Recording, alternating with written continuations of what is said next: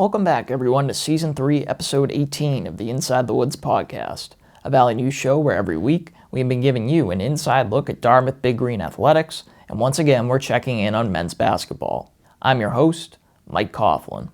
Thomas on the drive, elevates, shoots. Bang! He got it, .6 on the clock, Kareem Thomas! And that's the game. Princeton with no timeouts. Inbounds it, and Dartmouth wins. What a game. What a come-from-behind victory for the Big Green. That was the final call from the ESPN Plus broadcast of Monday's pulse-pounding 71-69 win over Princeton at home. As you heard, Kareem Thomas had the game winner during a performance that included 22 points, which paced the Big Green offense. Jaden Williams with 13 points and Cam Hyatt with 10 points also had strong performances for Dartmouth. The win followed a loss to Penn on Saturday, 84-74. Connor Amundsen, who had 18 points, led the Big Green in scoring in the loss. After its latest games, the Big Green now stands at 9-8 overall and 3-1 in conference play. They will aim to continue their strong Ivy League start when Columbia comes to town on Saturday at 2 p.m. On this week's show, I have senior forward Brandon Mitchell-Day, who's coming off a 6-point, 14-rebound game against Princeton.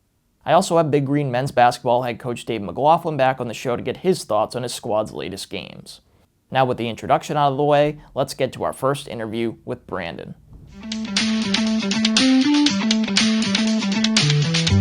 Now joining me on the show is Big Green senior forward Brandon Mitchell-Day, who is the Ivy League leader in rebounding, averaging 9.1 per game. Hi Brandon, thanks for coming on the show. Hey, how you doing? So, as I said, you're leading the conference in rebounding. In your opinion, what is the most critical factor in being a good rebounder, whether that's athleticism, height, positioning, willingness to crash the glass, or any other attributes? I would say in terms of rebounding, the biggest thing is being selfless and just willing to do the dirty work. I mean, rebounding is one of the more glorious stats, I'd say. Not a lot of people pay that much attention to it, but it's really an important part of the game. So I guess just knowing that you're doing something to impact winning, whether or not it's scoring, is just an important mindset to have if you want to be a great rebounder. And then again, just having that constant motor to constantly attack the glass, because you never know if the shot's going to go in or not, but you just have to always put yourself in that position to get rebounds. So I think that's the biggest thing for sure. Right, and for the second straight season, you were named a captain of the team. How would you describe your leadership style, and how do you think you've grown as a leader over the seasons at Dartmouth? I'd definitely say it was definitely a adjustment. I would say my first 2 years I was very shy, didn't really want to talk or be outspoken over older guys. But I think going into that junior year, I knew my role would grow, and with my role growing, my voice also had to grow.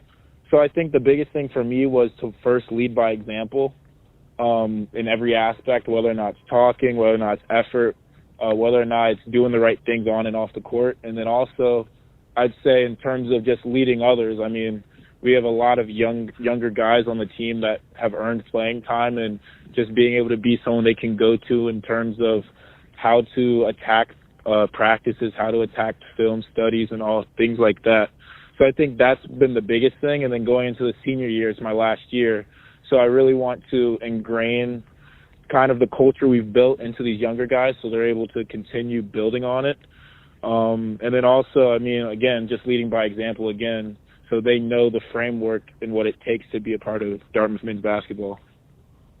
Right, and the team is now 3-1 in the Ivy League after its latest games, the loss against Penn and close win over Princeton. What do you think has been the key to starting out so strong in conference play? I think the biggest thing for our group is executing late game. I mean, the Ivy League is very competitive this year and always is, and it can really come down to those last 5 minutes in a game. And I think what separated us and what's gotten us to this point is being able to execute late game, and then also have a mental toughness late game when it comes to shots not going our way or having to execute on defense.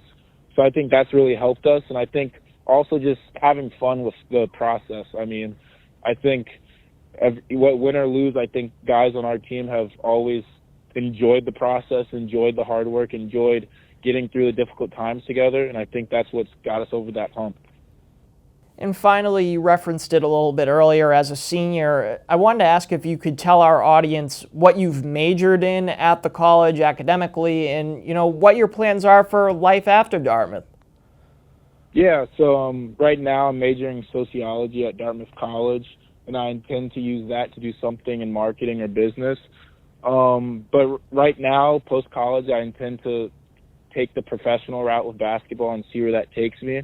And then once the ball stops bouncing, again, lean on that Dartmouth degree and connections and figure out life from there. But definitely intend to try and play professionally, whether it's in the States or overseas.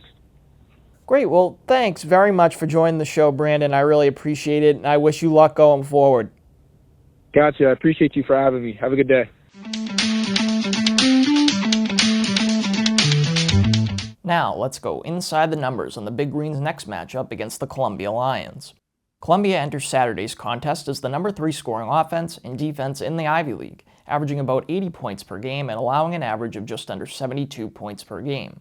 The Big Green remains the 4th-ranked offense in the Ivy League, averaging just under 80 points per game, and 6th in the conference in defense, allowing an average of about 74 points per game. While the Lions have fared well outside the conference with a 12-6 overall record, they've gotten off to a rough start in the Ivy League at just 1-3. Notably, they have lost 3 in a row to Harvard, Brown, and Yale after winning their Ivy League opener against Cornell on January 5th. Maybe the biggest thing to look out for in this matchup will be rebounding, as both Columbia and Dartmouth are great on the glass. Columbia leads the Ivy League in total, offensive, and defensive rebounding, while Dartmouth is 2nd in total, 6th in offensive, and 2nd in defensive rebounding. So something is going to have to give on Saturday.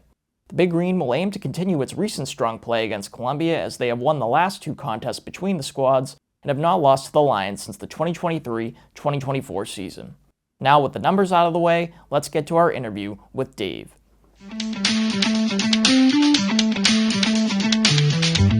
Joining me on the show again this week is Big Green men's basketball head coach Dave McLaughlin. His squad split its latest games with a loss against Penn on Saturday and win over Princeton on Monday. Hi Dave, thanks for joining the show again.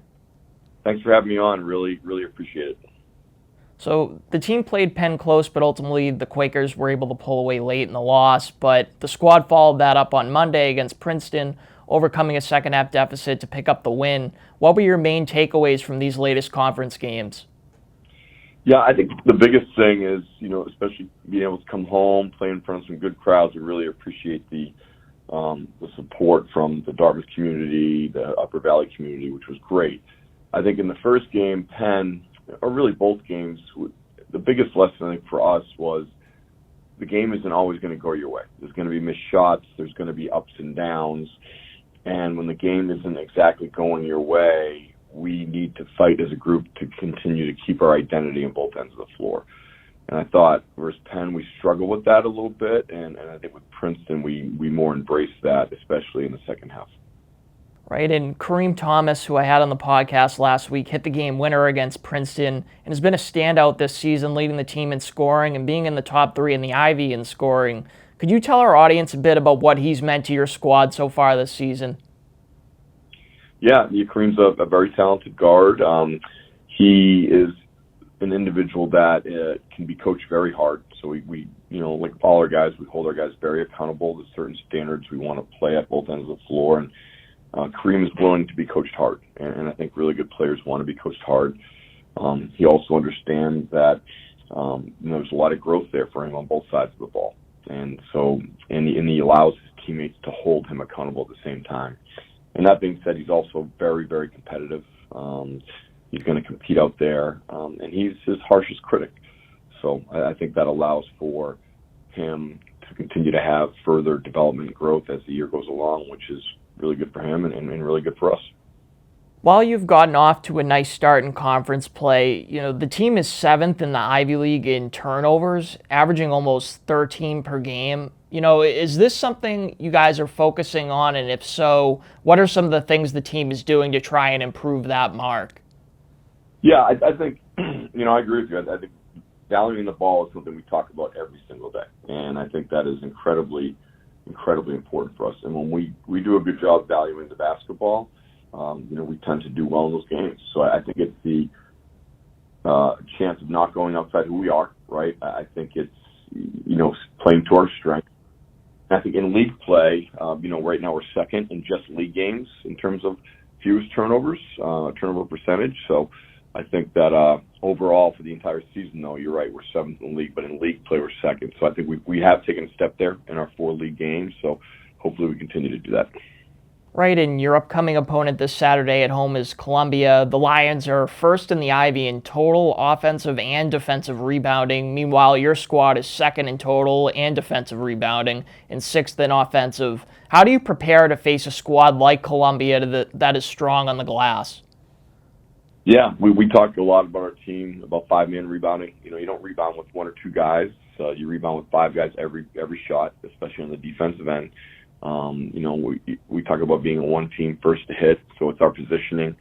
Can we be physical as the shot goes up? Can we identify our box out angles as the shot goes up? And can we rebound with 5 people every time? Our 5 versus their 4, our 5 versus their 3.